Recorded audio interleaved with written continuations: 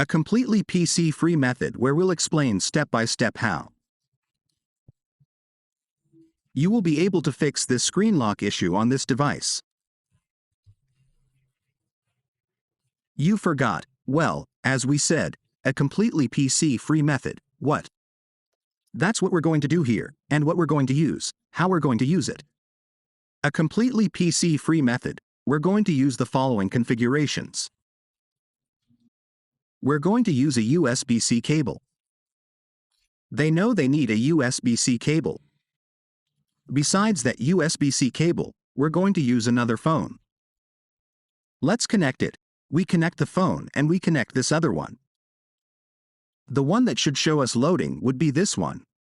This should show loading, only this one. Let's change it.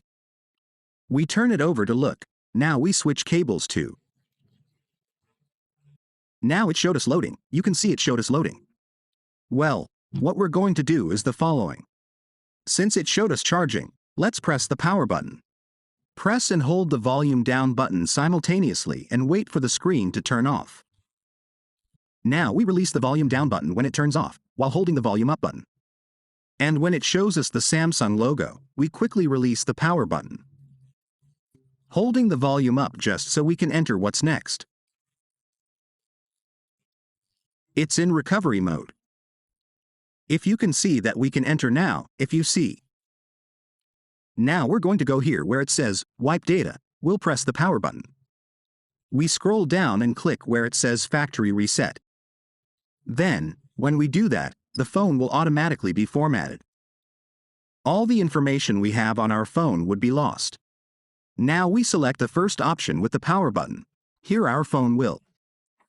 It would be restarting. Let's wait until it takes us to the home screen. Our phone is restarting now.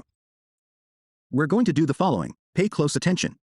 What we're going to do is configure it, but if you keep the Google account, with the security account in the video description and in the first pinned comment, we'll leave a method to fix it.